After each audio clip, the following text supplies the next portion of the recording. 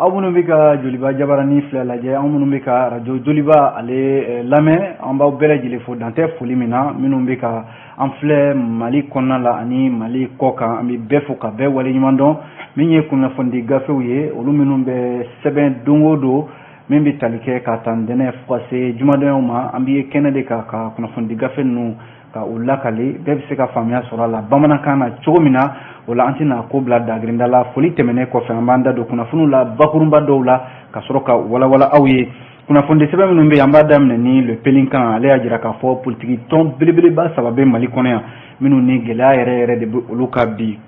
gɛlɛya wɛrɛ tɛ limanaw ɲɛmɔgɔ ko gɛlɛya ani nafoloko pelinkan de y'a fɔ ADEMA b'a la URD b'a la ani RPM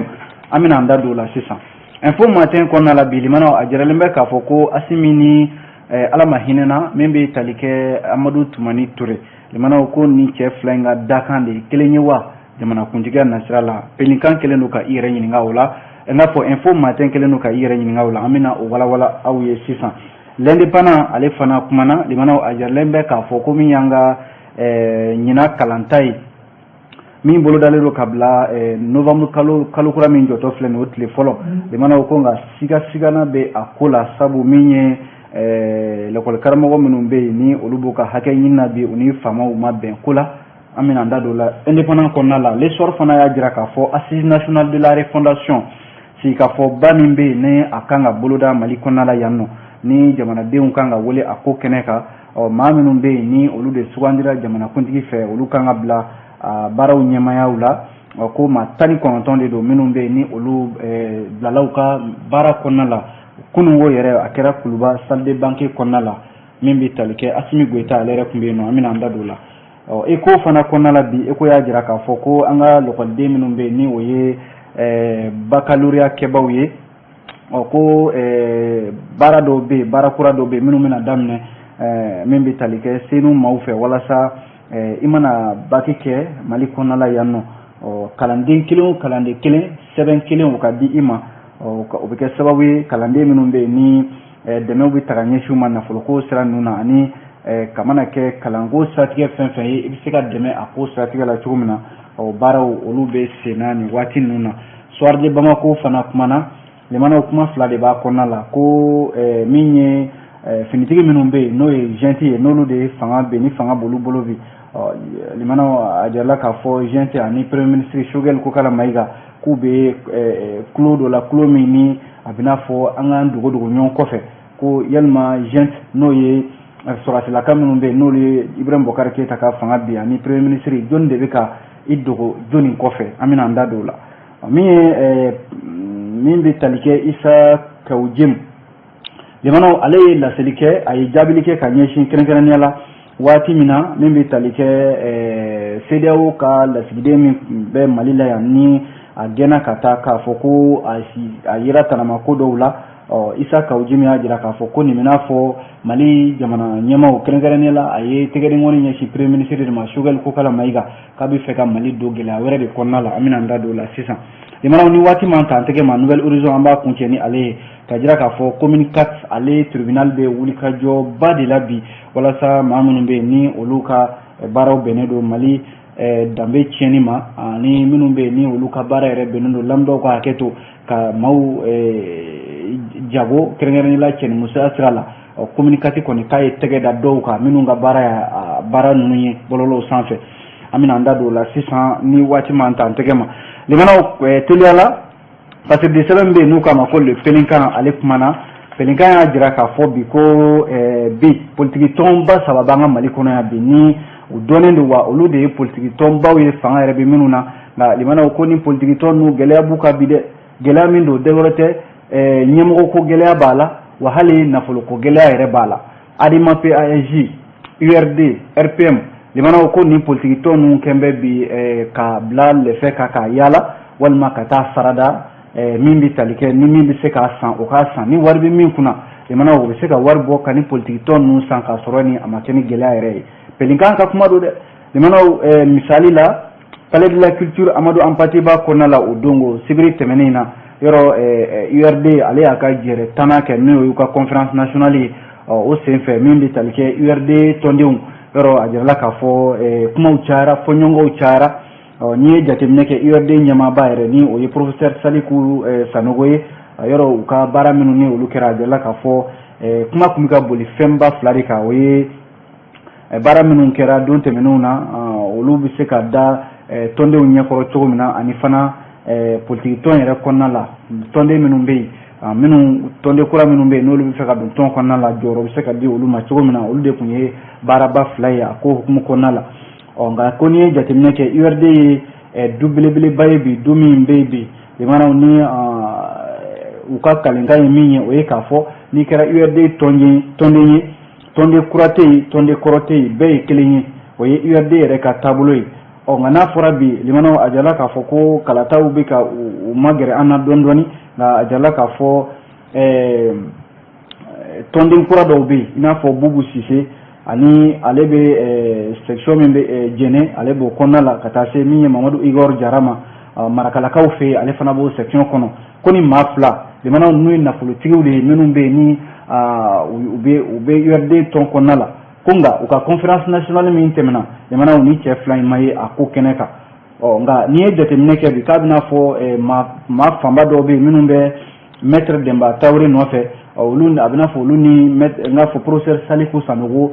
minnu bɛ o nɔfɛ u n'olu ka hakilila tɛ kelen sabu minnu bɛ maître Demba Tarawele nɔfɛ olu caman de b'a la bi ko wari tɛna se ka URD san maa si tɛna ka bɔ yɔrɔ wɛrɛ k'a fɔ k'i bɛna i ka jaguyala ko cogo URD kɔnɔna la ko k'a fɔ ko i bɛ URD tɔndenw san n'i ka nafolo ye ko o tɛ se ka kɛ olu maaw b'a damana maa wɛrɛw b'a u damana limanaw minnu fana yɛrɛ labɛnnen don ka tugu nafolo kɔ minnu yɛrɛ ko ko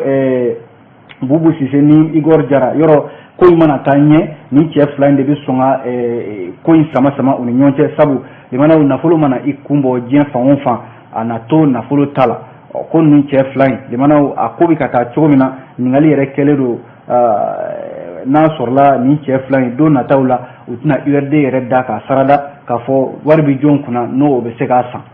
o mana bɔ yen nɔ limanaw politiki tɔn min bɛ yen ni o ye Adima ye a jirala k'a fɔ Adima fana kelen kɔnɔ ni ɲɔgɔnna waleya de bɛ olu fana kun kan dɛ sabu ko Adima Bilama limanaw a jirala k'a fɔ politiki tɔn ye politiki tɔnba ye hali n'a sɔrɔla u ye fanga mara san 10 ka kɔn bi ɲɛ nka a jirala k'a fɔ Adima Bilama limanaw ni maa min ye ko ta k'a lajɛ ka u ka politiki tɔn in taabolo lajɛ a jirala k'a fɔ ko maa bɛ bi min fana ni o bɛ ka munumunu Adima kɛrɛfɛ limanaw ko ni janto yɛrɛ ma kɛ u ko min ma ko Seydou Mamadu Kulubali sira ɲɛmaaba yɔrɔ a jirala k'a fɔ Adima ni cɛ in u bɛ sɔn ka bɛn ko la nka limanaw jamanakuntigi kalata min bɛ k'i kunda an kan maa de hali n'a sɔrɔla Adima ye fanga mara don tɛmɛnenw la bi i tɛ maa de sɔrɔ politiki tɔn in kɔnɔ limanaw min bɛ se ka kariya nafolotigiw b'u la dɛ nka i tɛ maa de sɔrɔ min bɛ kariya k'a fɔ n'an ka nafolo bɔ k'a don Adima la ni nafolotigi nana k'i kunbɔ ko ne bɛ se nin na n bɛ se nin na wari bɛ n kunna n bɛ se ka nin kɛ limanaw ko a dɔ bɛ dɔ la o bɛ sɔn ka jɔyɔrɔ sɔrɔ Adima kɔnɔ wa o bɛ sɔn ka kɛ Adima yɛrɛ ka cɛbɔ ye ni Adima bɔra yen limanaw politiki tɔn bɛ bi ni o fana bɛ nin ko kelen in dangan la o ye RPM yɔrɔ olu ka fanga bɔra u bolo hali a ma mɛn ko nka limanaw o n'a ta o ta politiki tɔn min filɛ n'o ye RPM ye a Bilama a jirala k'a fɔ ko maa caman bɛ yen RPM senba caman bɛ yen minnu ye u fosi ka bɔ nin tɔn in kɔnɔna la kabi fanga darakira ka b'u bolo u yɛrɛ ka ɲɛmaaba n'o ye Ibrahim Bokar Keita ye ale ka fanga darakile limanaw a jirala k'a fɔ minnu bɛ yen ni ko jara u bɛ taa ko yɔrɔ min ka di u bɛ taa yen nɔ nka n'a goyara ka ban limanaw olu caman bɛ yen u bɛ kɛnɛ bila a jirala k'a fɔ ka kɛ ni Baba Mulayi ninnu dɔw ye ka taa se maa caman ma olu bɛ yen minnu ye RPM kɔnɔna bila bi limanaw ko a bɛ n'a fɔ n'i ye jaabiw lajɛ bi ni politiki tɔn saba in na a bɛ fɔ min ma ko OPA n'o de ye ko ka politiki tɔn ninnu limanaw k'u da lɛfɛ ka yaala ni sanba sɔrɔla a la limanaw ka feere nafolotigiw ma kunnafoni filɛ dɛ limanaw le pelikan ale de ye nin fɔ n'an bɔra pelikan kɔnɔna la an bɛ don min ye info matin ale kɔnɔna la info matin ye ɲininkali kɛ a ko ATT Assimi limanaw ko ni cɛn fila in k'a bɛ n'a fɔ ko dakan fila de bɛ yen min ni a bɛ n'a fɔ ninnu fila ka dakan de ye kelen ye sabu n'i y'o nacogo lajɛ fanga yɛrɛ la limanaw a bɛ n'a fɔ o nacogo ye kelen ye fanga la info matin ko ten o de la alama hinena Amadou Toumani Touré la aye Mali maraka teme wati mina abe fangan daraki min GMT no ye général Moussa Traoré alama hinena o fanana afana ye Mali maraka teme informateur dira ka fo a wati colonel Amadou Toumani Touré ale min général Moussa Traoré ale ka fanga be ka jekulu sigi senga no ye comité de transition pour le salut du peuple wati la min Amadou Toumani Touré ale fanga ta ka tila ka fanga bila ka démocratie fanga ka sɔrɔ ka o sigi senga san 2000 o kɔfɛ ka tila kana fanga ta san 2002 ani kana bila san 2012 la o ko nka a ye nin baara in bɛɛ kɛ limanaw o y'a sɔrɔ a ye i sen bɔ armée koɲɛ bɛɛ lajɛlen la sabu i tɛ se ka i kan bɔ jamana kuntigiya nɔfɛ k'a sɔrɔ fini bɛ i la an ka jamana sariya tɛ jɛn ni o ye o de la a ye démissionné ka bɔ armée la pewu kana tila kana fanga mara san 10 o kɔfɛ limanaw min bɛ tali kɛ colonel Assimi Goïta yɔrɔ ale ye Ibrahim Bokar Keita ka fanga bin min bɛ tali kɛ kɔsa in na a jarala k'a fɔ an bɛ don min ko bi an b'o de fana dankan na n'a sɔrɔla ko an bɛ cɛmancɛ fanga kɔnɔna la o cɛmancɛ fanga in limanaw o bɛ ka baara dɔw labɛn i n'a fɔ assise nationale de la refondation o assise nationale de la refondation in limanaw ko bɛn bɛna kɛ kuma minnu kan o kɔnɔna la o de bɛna kɛ sababu ye ka Mali kura jɔ ni kuma yɛrɛ sɛbɛntiyara jɔn fɛ o ye jɛkulu ye n'u k'a ma ko Kawural Renouveau Kawural Renouveau o ɲɛmaa ye Elhaji Umaru Abdou Touré ye olu ye jɛrɛba dɔ de kɛ min kɛra kangabakaw fɛ yen nɔ jɛrɛ in kɔnɔna la limanaw kuma fɛn fɛn bɛ yen n'o bɛ se ka colonel Assimi Goïta dɛmɛ kuma o kuma bɛ yen n'o bɛ se ka cɛmancɛ fanga yɛrɛ dɛmɛ limanaw Elhaji Umaru Abdou Touré a n'a ka tɔndenw n'o ye Kawural Renouveau maaw ye u y'o kuma fɔ o la u ko ko olu ka meeting min n'u y'o kɛ kangabakaw fɛ yen nɔ maa minnu bɛ yen ni olu bɛ kunnafoni kalama info matin kɔnɔna la u caman y'a jira k'a fɔ kangaba minnu tun bɛ kɛnɛ kan i n'a fɔ laadalatigiw sifinnakaw musow limanaw bɛɛ de da tun bɛ file kelen na a yɔrɔ in na sabu bɛɛ ko k'u ka dɛmɛ bɛ ta ka ɲɛsin colonel Assimi Goïta ma ko wa n'i y'a kɛ olu yɛrɛ sago ye colonel Assimi Goïta limanaw ko min bɛ tali kɛ assise nationale de la refondation ni o baaraw sigira sen kan ko yanni o jaabiw yɛrɛ ka bɔ ko colonel Assimi Goïta k'a ka armée bila pewu a ka fini to yen nɔ a ka i kan bɔ jamana kuntigiya nɔfɛ ko jamanadenw bɛ kala ta ye a na kɛ jamana faama ye yɔrɔ n'i y'o da Amadou Toumani Touré ta ma limanaw a bɛɛ ye fɛn kelen ye a bɛɛ ye taasira kelen ye a waati Amadou Toumani Touré fana a ko diyara mɔgɔw ye nin cogoya de la a nana fanga ta ka kɛ jamana kuntigi a kɛlen kɔ ka cɛmancɛ fanga baaraw kɛ ko colonel Assimi Goïta min fana n'ale bɛ cɛmancɛ fanga ɲɛmɔgɔya la bi ale fana bɛ se ka kɛ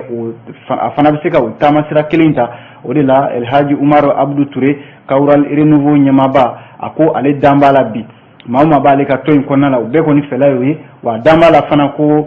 kangabakaw minnu bɛ ni o y'olu kunbɛn jamanaw ko olu fana ka hamina y'o ye wa ko hakaja maliden bɛɛ lajɛlen bɛ sɔn ka don o ko kelen in da fɛ kunnafoni filɛ dɛ jamanaw an ye nin bɔ info matin ale de kɔnɔna la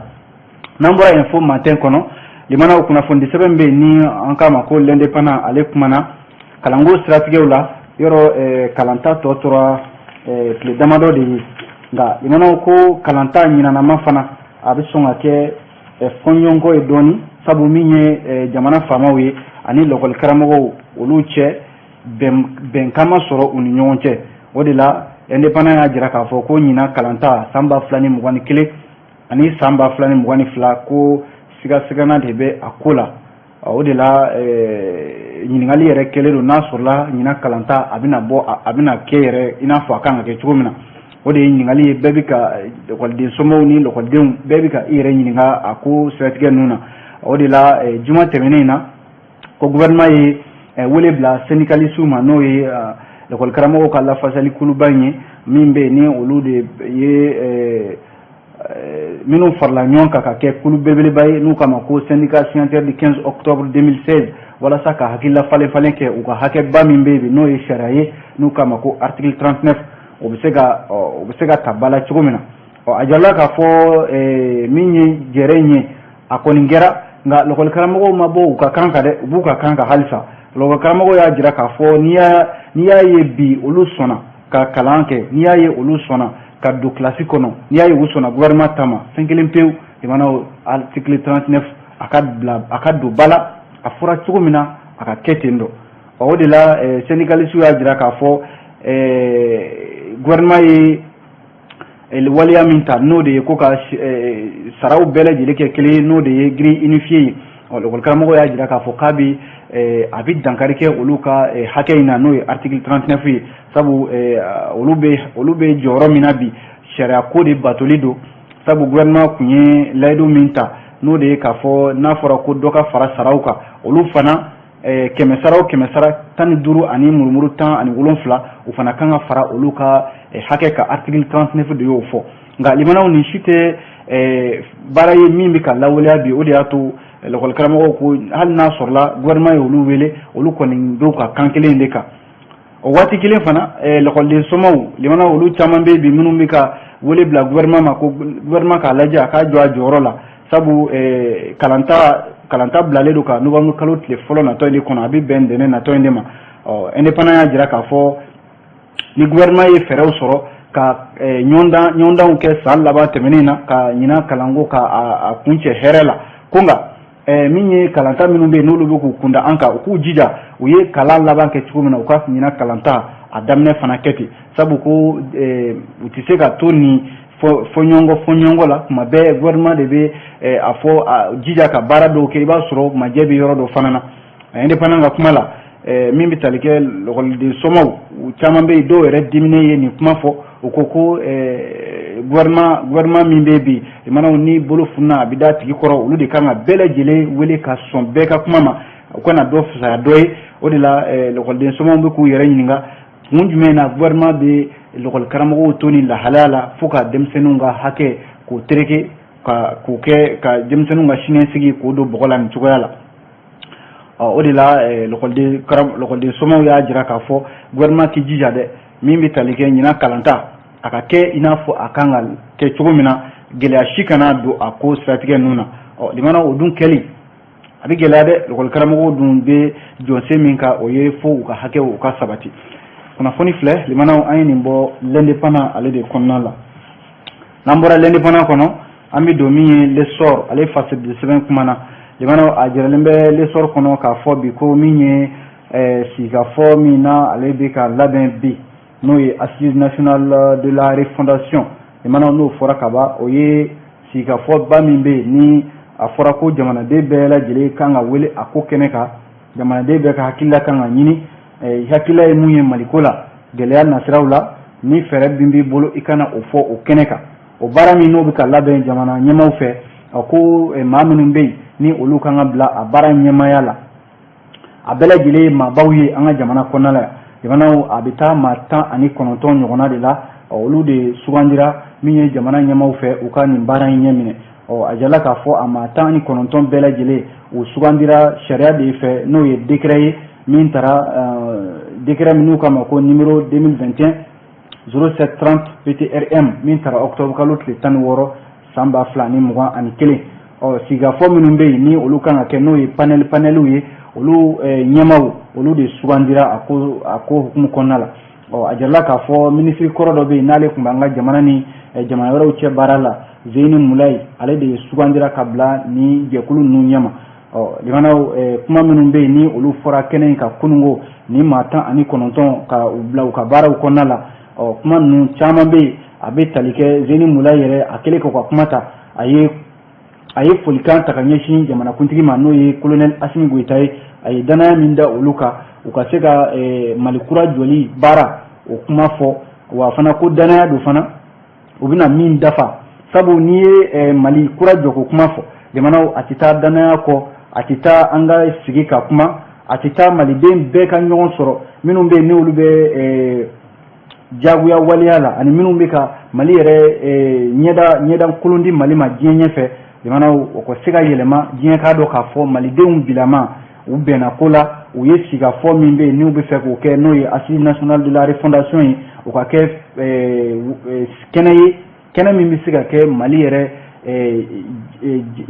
ka ɲɛda ɲuman di a ma diɲɛ ɲɛfɛ bi limanaw ni Zeyni Mulayi y'o kuma fɔ ko jamanakuntigi ye danaya min da u kan u n'a fa wa u n'a fɛrɛ bɛɛ lajɛlen kɛ walasa u ka kɛ so camancɛ jiri ye u kana kɛ farafaralima ye sabu ni Assise nationale de la refondation ko kuma min filɛ nin n'a bɛ ka fɔ maa minnu bɛ yen ni olu bɛna bila a kumaw ɲɛmayaw la olu de bɛna kumaw di maaw ma ko kɛnɛ kan olu de bɛna maaw ka kumaw lamɛn ka sɔrɔ ka a lase jamanakuntigiw ma baara bɛ se ka kɛ n'a ye cogo min na olu maaw de kan ka kɛ so camancɛ jiriw ye u man ka dɛmɛ cɛ fɛ u man ka dɛmɛ muso fɛ u man ka dɛmɛ finman fɛ u man ka dɛmɛ jɛman fɛ Zeni Mulayi ko o baara na kɛ wa Mali na tɔgɔja sɔrɔ ni Assise nationale de la refondation in n'a a baaraw kuncɛra limanaw a jarala k'a fɔ kunungo u kɔni sugandira jamanakuntigi ye yamaruya d'u ma k'u bɛ se ka baara daminɛ jamanakuntigi colonel Assimi Goïta a yɛrɛ ka kumaw la a ko jamanadenw bɛ laɲini min na bi o de ye k'a fɔ camancɛ fanga min filɛ nin ye cakɛda fɛn fɛn b'a kɔnɔna la u kan ka kɛ jamana lafiya sababu ye u man ka kɛ jamana tɔɔrɔ sababu ye o cakɛda ninnu fɛn fɛn filɛ nin ye olu de bɛ baara la wa olu de bɛn'a kan k'a fɔ ko Assise nationale de la refondation u ka o sigi sen kan min bɛna kɛ sababu ye Mali kurako kuma min n'a bɛ ka fɔ a ka jɔ a kana kɛ kuma yɛrɛ ye o de la jamanaden bɛɛ bɛna wele a ko kɛnɛ kan maa si tɛna bila kɛrɛfɛ bɛɛ b'i ka kuma fɔ bonya ani karama kɔnɔna la bɛɛ b'i ka laɲini fɔ laɲiniw ninnu de bɛna ta jamana bɛ sɔrɔ ka baara ni o ye o la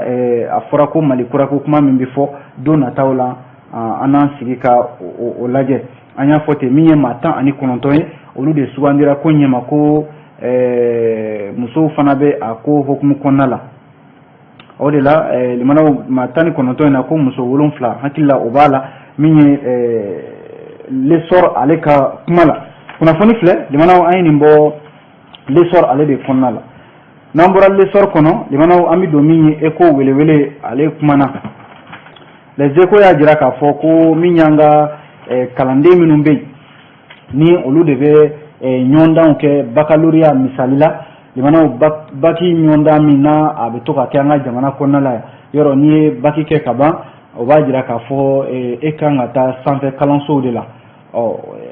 baara kalifalen don kɛrɛnkɛrɛnnenya la cakɛda dɔ la an ka jamana kɔnɔ yan ni o ye senu maaw ye senu maaw ko u bɛ baara kura dɔw u bɛ ka baara kura dɔw de boloda min bɛ kɛ sababu ye kalanden ninnu ni o ye bagikɛbaw ye o kelen kelenna fɛn fɛn bɛ yen n'i ye bagi sɔrɔ a daminɛna yɛrɛ ka ban san 2020 ni san 2021 kalanden bɛ yen ko ala ye garijɛgɛ ye bagi sɔrɔ i b'a sɔrɔ sɛbɛn kelen bɛ d'i ma walima sɛbɛn kelen bɛ d'i ma i bɛ baara kɛ ni min ye i ka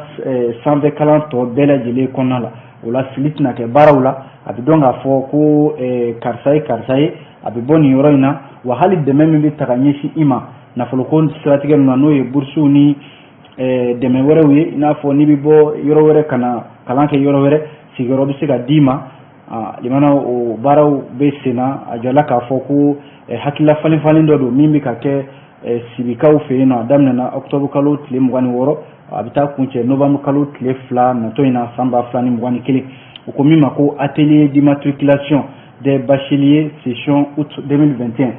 o la sa ECHO ka fɔ la nin baara min ye nin ye jamanaw nafa camanba de b'a la sabu n'i ye Mali kalandenw la a ka ca kosɛbɛ bɛɛ tɛ se ka dɔn ka bɔ ɲɔgɔn na nka a bɛna kɛ sababu yɛrɛ ye ka baara dɔw ɲɛma bila yanni hali kalandenw ka bagi sɔrɔ misali la ni ala ye garijɛgɛ o b'a a jira k'a fɔ tɔgɔw b'u bolo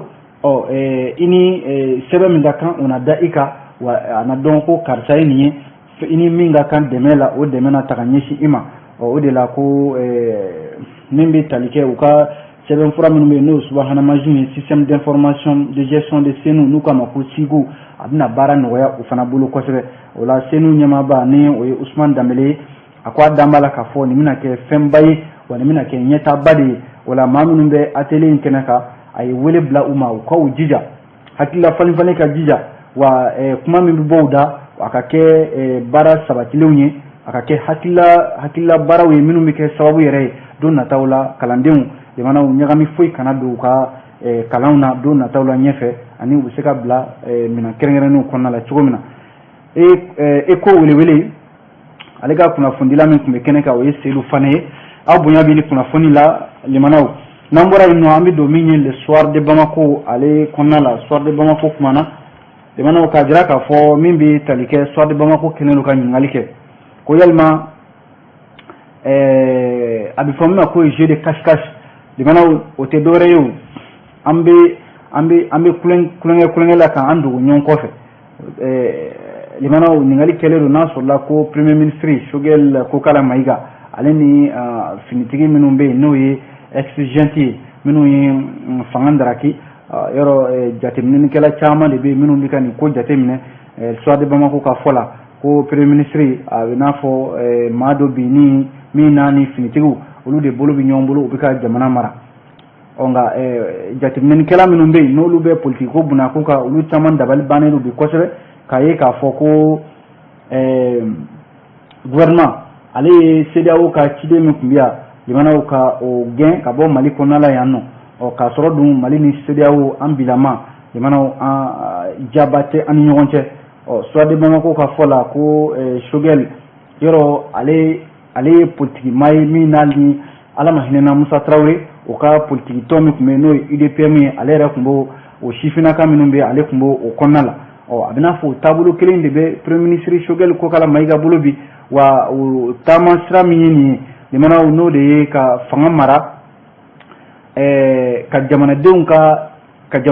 son ani ka